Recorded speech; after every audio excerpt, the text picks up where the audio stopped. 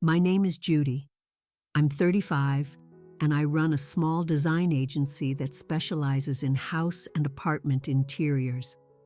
I rent a small office in a business center where a few of my employees work full-time, but I mostly work from home.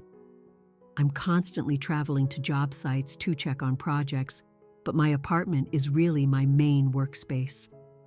6 months ago, I finally bought my own place, a beautiful 3-bedroom apartment that I designed myself in my favorite minimalist style. Clean lines, neutral colors, everything perfectly organized. It was exactly what I wanted after years of renting. I have parents who are in their 60s and an older sister named Barbara. Barbara is married with 2 kids, an 8-year-old and a 6-year-old. We've always gotten along okay, but we're not super close. Just a week ago, I threw a housewarming party to celebrate my new place. It was perfect. Lots of guests, great food, everyone loved the design. My parents came and Barbara brought her whole family. Everyone seemed to have a good time. Then this morning, Barbara called me. "Hey, Judy, I need to ask you a favor. Our landlord is doing major repairs on our apartment. We need somewhere to stay for about a month." My heart sank a little. I've been enjoying my peaceful new place. "Can't you stay with Mom and Dad? Their house is way too small for all 4 of us. Plus, it would take forever for me and Tom to get to work from there. Your place is perfect. 3 bedrooms, plenty of space. We'd only be there for 1 month, I promise." I really didn't want to do this. I'd gotten used to living alone, having my space exactly how I wanted it, but she was my sister, and it was only supposed to be a month. "Fine, but you can only bring the essentials. Leave most of your stuff at Mom and Dad's garage or put it in storage." Of course. "Thank you so much, Judy. You're saving our lives." 2 days later, a moving truck pulled up outside my building. I watched from my window as Barbara and her husband Tom started unloading box after box after box. When they got upstairs, my living room looked like a tornado had hit it. "Barbara, what is all this? I told you to bring just the essentials." "I know, but Mom and Dad didn't have any room in their garage, and storage facilities are so expensive.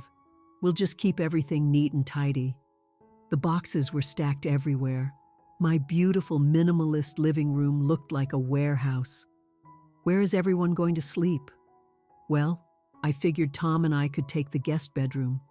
The kids can have your bedroom since it's bigger, and you can use your office, right?"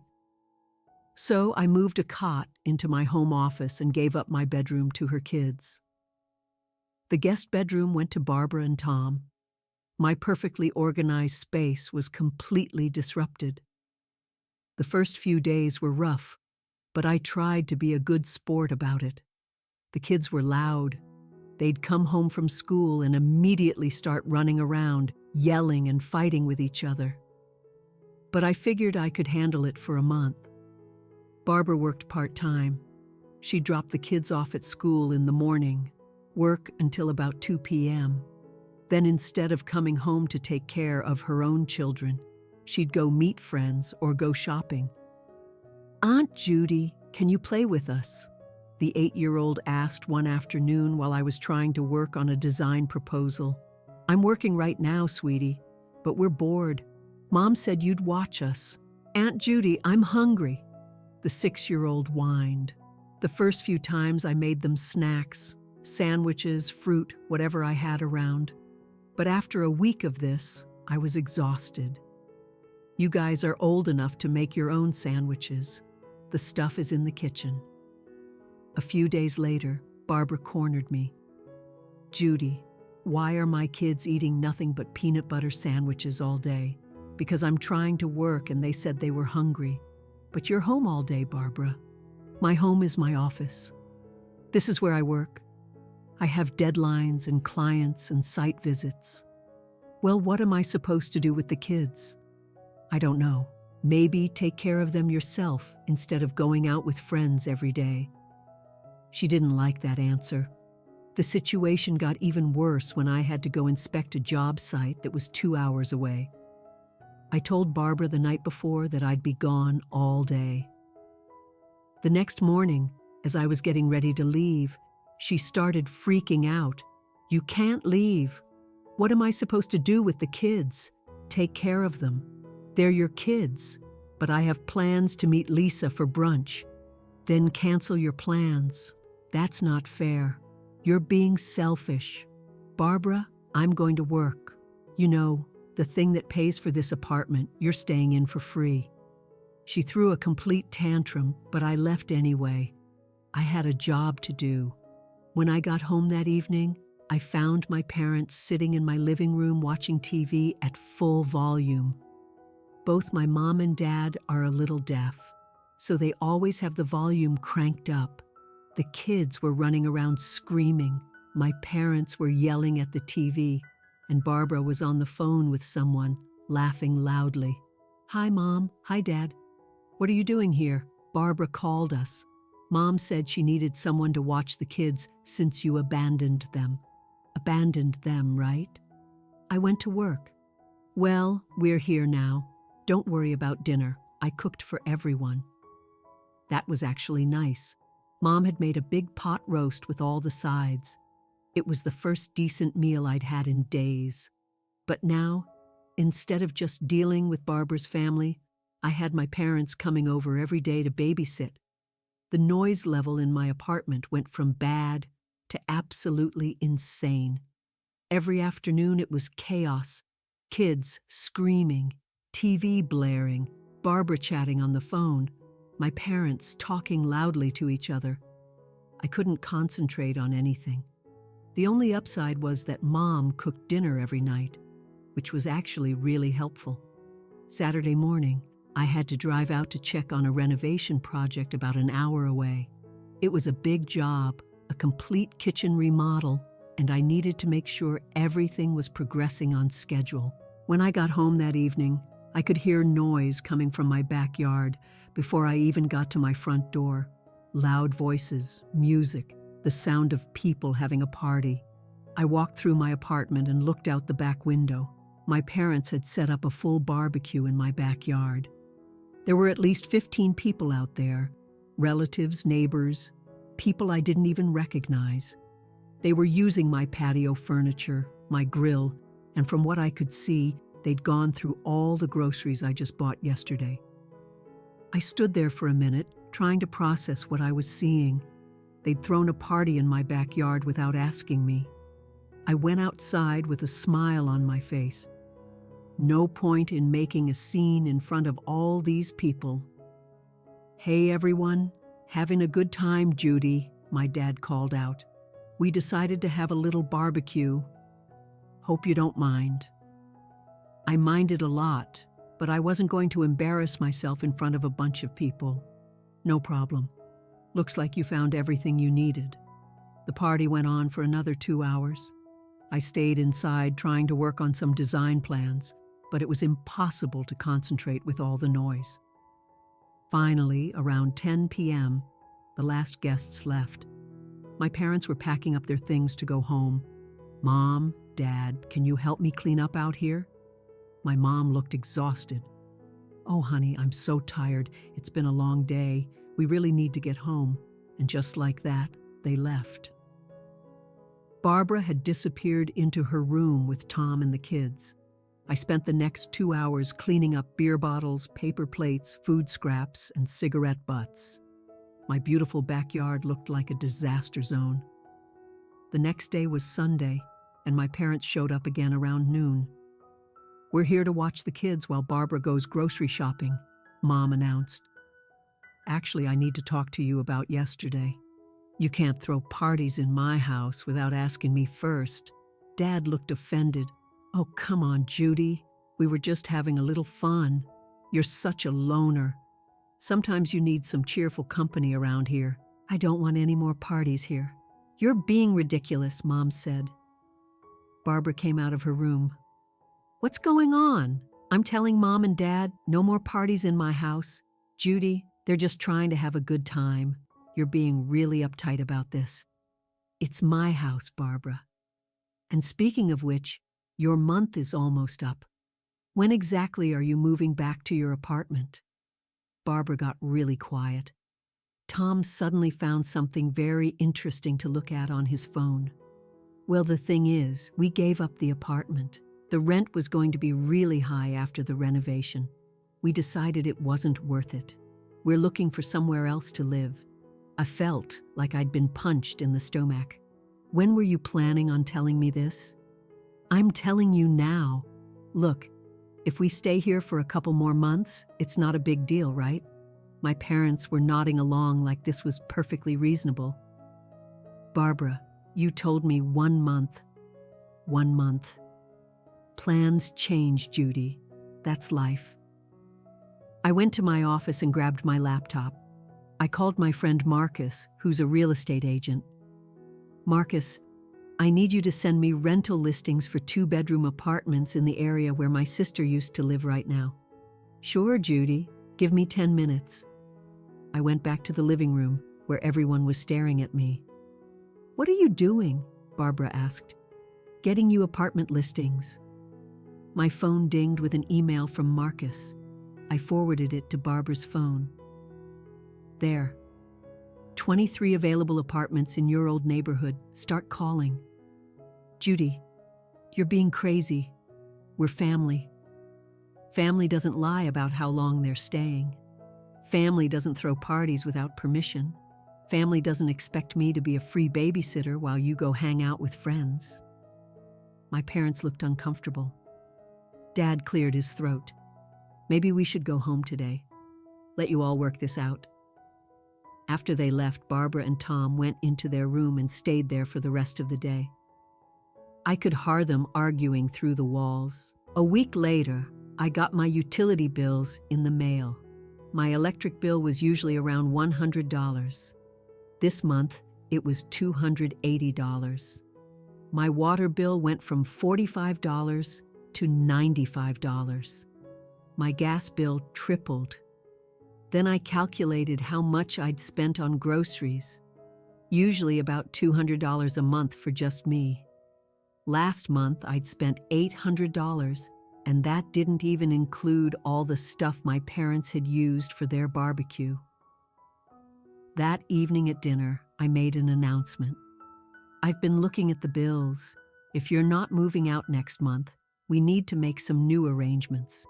You'll pay me $1,000 a month rent plus half of all grocery costs. Barbara nearly choked on her food. $1,000? Are you insane? That's what it costs to house 4 extra people. We're not paying you rent, Tom said. Your family, fine. Then you have exactly 2 weeks to find somewhere else to live. After that, I'm changing the locks. They stormed off to their room and slammed the door. The next day, my parents showed up and immediately started yelling at me. You can't throw your sister out on the street. Mom said she's not on the street. She has options. She's just choosing not to take them. You're being cruel. I'm being reasonable. This is my house, and I get to decide who lives here. We raised you better than this. You raised me to stand up for myself. That's what I'm doing. They left in a huff, clearly expecting me to change my mind. For the next few days, neither Barbara nor Tom spoke to me. Fine by me. At least the house was quieter. Then I had to go out of town for 3 days to oversee a project in another city. It was a big commercial job that required my full attention.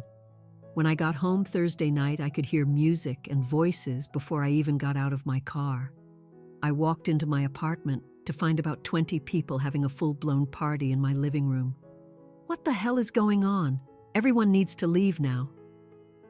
Barbara was clearly drunk. She stumbled over to me with a big smile. Oh, come on. Don't be such a party pooper. This is my house, and I want everyone out. If you don't like it, you can leave. Barbara slurred. The whole room turned to look at me. A bunch of strangers in my own home telling me to get out. Yeah, this is our place now. Some guy I'd never seen before yelled, "Get lost." Everyone started laughing and cheering him on. I could have called the police right then, but I didn't want to escalate things in front of all these drunk people. I grabbed my purse and left. I drove to a hotel and got a room for the night. When I came back the next morning, the house was empty. There was trash everywhere. Beer bottles, food spilled on my furniture, cigarette burns on my coffee table. I spent the entire morning packing Barbara's stuff into boxes and suitcases. Everything they'd brought when they moved in, plus all the junk they'd accumulated over the past month and a half. I was methodical about it. Clothes folded neatly, kids' toys sorted, everything organized, just like I would for a client. Around noon, I heard keys in the door. Barbara walked in with the kids, probably coming back from some errands. She saw the packed suitcases and boxes lined up by the door. "Judy, what are you doing? You can't kick us out. We have nowhere to go. You should have thought of that before you threw a party in my house and told me to leave. You have 2 weeks to find somewhere else to live, just like I told you." The kids were looking back and forth between us, confused and scared. I felt bad for them, but this wasn't their fault. "Please, Judy. I'm sorry. It won't happen again." "You're right. It won't happen again because you won't be living here." She kept crying, but I'd made up my mind. The tears weren't going to work on me this time. An hour later, my parents called.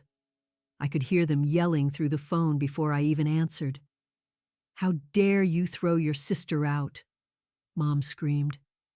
I hung up on them. They called back 5 more times. I didn't answer. For the rest of that week, nobody spoke to me. Barbara and Tom avoided me completely. The kids stayed quiet, and my parents didn't come over to babysit. Honestly, it was the most peaceful my house had been in over a month. The following Wednesday, I had to go inspect another project about 3 hours away. It was a high-end condo renovation that one of my biggest clients was doing, and I needed to make sure the tile work was being done correctly. When I got home around 10 p.m., the house was completely empty. All of Barbara's boxes and suitcases were gone. The kids' toys, Tom's clothes, everything. They'd cleared out while I was gone. I walked through my apartment in amazement. My living room looked like my living room again.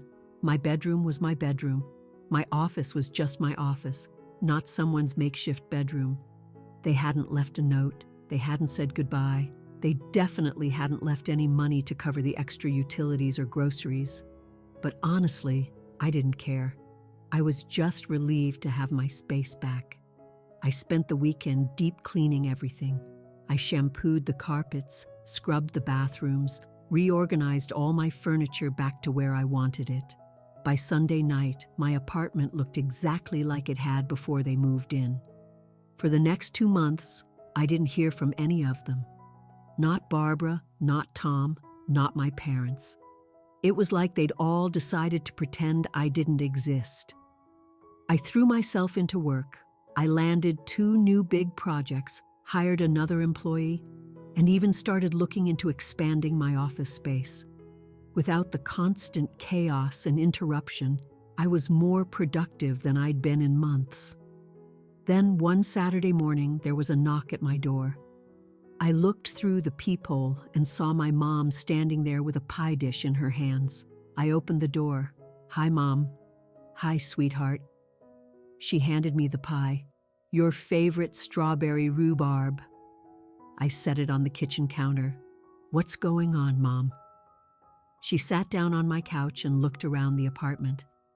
"Judy, we owe you an apology. We kicked Barbara and her family out of our house 2 weeks ago. That surprised me. You kicked them out. We couldn't take it anymore. Barbara would drop the kids off with us every morning and then disappear for hours. She'd go meet friends, go shopping, whatever.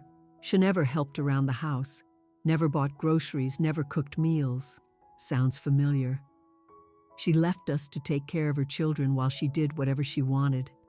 and Tom wasn't much better. He'd come home from work and just sit on our couch watching TV. How long did they stay with you? 2 months. 2 months of chaos. The kids running around screaming. Barbara on the phone all day. Tom eating all our food and never replacing it. What about the bills? Doubled just like yours did. We even had to put groceries on your father's credit card because we couldn't keep up with feeding 4 extra people. I nodded. So, you understand now why I couldn't let them stay here indefinitely. We understand completely. You were right to set boundaries. We should have supported you instead of taking their side.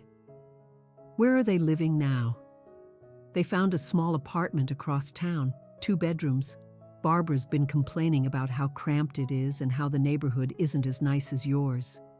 She'll adjust. We hope so. Judy, your father and I are really sorry. We should have listened to you from the beginning. I looked at my mom. She looked older somehow, more tired. Taking care of Barbara's family had clearly worn her out. I appreciate the apology, Mom. I really do. So, we can be a family again, of course, but I need you to understand that my house is my house. No more assuming you can throw parties here or make decisions about who stays over. Absolutely. We completely understand now. And what about Barbara? Mom's face fell a little. She's still angry with you. She blames you for their housing problems, says you forced them into a bad situation. Mom, she lied to me about giving up their apartment. She left me to babysit her kids while she went out with friends. She threw a party in my house and told me to leave. I know, sweetheart. I know. She's not ready to take responsibility for her actions yet. We talked for another hour. Mom filled me in on family news, asked about my work, acted like a normal mom for the first time in months. When she got up to leave, she hugged me tight. We missed you, Judy. The house felt empty without you coming around. I missed you too, Mom. After she left, I sat in my quiet, clean apartment and ate a piece of strawberry rhubarb pie. It tasted exactly like childhood, sweet and tart, and full of memories. I was glad to have my parents back in my life, but I was even more glad that I'd stood my ground and refused to let my family take advantage of me. After that, things slowly started getting back to normal. My parents began coming over for Sunday dinners again, just like we used to do before the whole Barbara situation exploded. It felt good to have that relationship back. They never brought up Barbara during those visits, and neither did I. It was like an unspoken agreement that we just focus on rebuilding our own relationship without getting into all that drama. My work was going better than ever without the constant interruptions and chaos. I was able to take on bigger projects. I signed a contract to design the interiors for a whole apartment complex, 12 units total. It was the biggest job I'd ever landed. I also started dating someone new. His name was David, and he was a contractor I'd worked with on a few projects. We'd grab dinner after site visits, and eventually it turned into something more. When I told him about the whole situation with Barbara, he just shook his head. You did the right thing. I've seen too many people let family members take advantage of them financially. Sometimes I wonder if I was too harsh, Judy. They lied to you about how long they'd stay. They doubled your bills. They left you to babysit while your sister went out with friends. And then they threw a party and told you to get out of your own home. You weren't harsh. You were protecting yourself. He was right, but it still felt weird not having any contact with my sister. About 6 months after Mom's visit, I was at the grocery store when I ran into Tom, Barbara's husband. He looked uncomfortable when he saw me. Hey, Judy. Hi, Tom. How's everyone doing? We're okay. The new apartment is smaller than we'd like, but we're managing. Good. Listen, I wanted to say something. I know things got really out of hand when we were staying with you. It's fine, Tom. No, it's not fine, Barbara. and I should have been more considerate. We took advantage of your generosity. That was the first real apology I'd gotten from anyone in their family. I appreciate you saying that. The kids ask about you sometimes. They miss their Aunt Judy. That hit me harder than I expected. I miss them too. Maybe someday we can all work things out. Maybe. But I knew that wouldn't happen unless Barbara was willing to admit she'd been wrong. And from what my parents told me, she was still blaming me for everything. A year passed. My business kept growing. David and I got engaged, and I bought a small vacation condo at the beach. Life was really good. Then one day my mom called with news. Judy, Barbara, and Tom are getting divorced. What? Why? I'm not sure about all the details, but it sounds like money problems. Tom got tired of Barbara's spending and her refusal to take responsibility for anything. Where are the kids going to live? With Tom, Barbara moved in with some friend across town. She works half-time at a retail store. Same as before. I felt bad for the kids, but I couldn't say I was surprised. Barbara had never been good at managing money or taking responsibility for her actions. Has she asked you and Dad for help? She tried to move back in with us, but we said no. We learned our lesson. Good for you, Mom. She's been calling all the relatives trying to find someone to take her in. So far, no luck.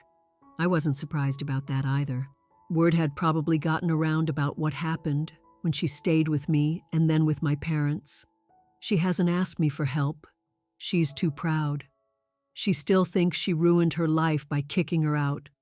Mom, her landlord doing repairs wasn't my fault. Her giving up her apartment without telling me wasn't my fault. Her leaving me to babysit while she went out with friends wasn't my fault. I know, sweetheart. We all know that now. Another 6 months passed. David and I had our wedding at a small venue by the lake. It was perfect. About 50 people, beautiful weather, great food. My parents came and seemed genuinely happy for me. Barbara wasn't invited, obviously, but my parents said she probably wouldn't have come anyway. She was apparently still bitter about everything and convinced that I had somehow sabotaged her marriage and her housing situation. During the reception, my dad pulled me aside. I'm proud of you, Judy. You built a good life for yourself. Thanks, Dad.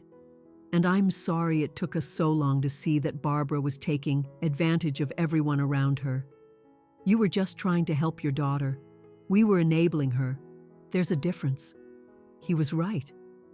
They'd spent years bailing Barbara out of every problem she created, never making her face the consequences of her choices. When she finally had to deal with real life on her own, she couldn't handle it. Now, 2 years after the whole mess started, I was sitting in my beautiful, peaceful apartment with my husband, running a successful business and maintaining healthy relationships with the family members who actually respected me. My phone buzzed with a text from my mom. Barbara got evicted from her friend's place. She's asking if she can stay with us again. I texted back, "What did you tell her?" We said, "No, we're too old for that kind of chaos." I set my phone down and looked around my living room. Clean, organized, quiet, exactly how I liked it. Sometimes people think that cutting off family members makes you a bad person. But I'd learned that you can't help people who don't want to be helped. And you can't maintain relationships with people who only see you as a resource to exploit. Barbara made her choices and I made mine.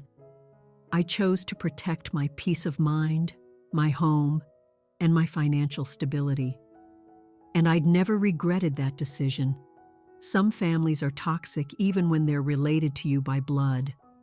The family you choose, the people who respect your boundaries and support your success, those are the relationships worth maintaining.